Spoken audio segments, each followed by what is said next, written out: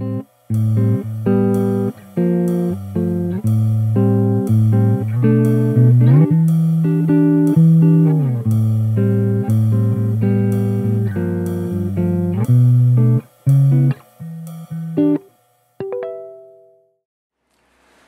Ehlers here. This is the Airflo Bass Musky line that I designed for Airflo and for Jeff Sports. Tim came to me a while ago, asked if I'd help him design a line of warm water fly rods, and that's the Echo Edge 84 series. In conjunction with that, he wanted me to help him design a line of fly line, to go along with that. That's where that line comes in.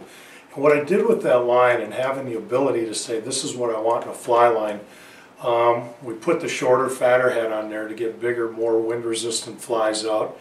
And it's about a half a line size heavy, so an 8 weight is more of an 8.5 weight.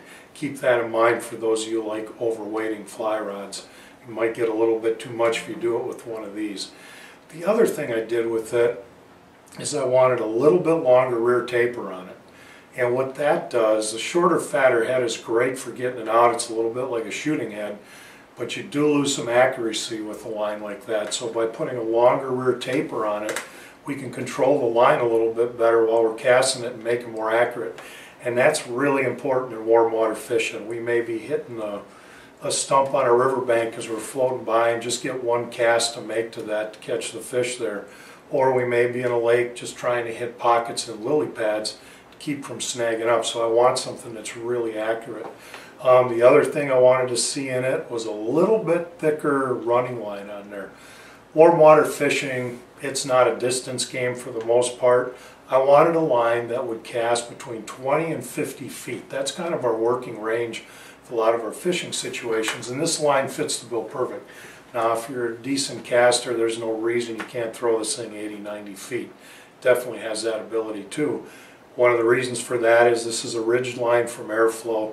But the thing with the ridges is they're not running against the grain of the line, they're running with it like a rain tire on a car. It does pick up some water, gives it some lubrication, and having those ridges in there, there's not so much surface area that hits the guides when you're casting it. So it's a quiet line with the ridges in it because they're running the length of it and not across it.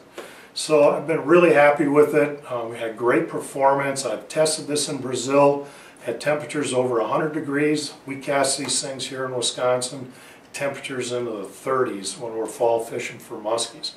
And we've had no issues with the temperatures, so it covers a broad range of sizes. I've even thrown it in the salt water once in a while. It was fine for that. We've got great welded loop systems on both ends of it to make putting your leaders on a breeze. And give this line a try. I think it'll really help your, well, I know it'll help your warm water fishing. Thank you.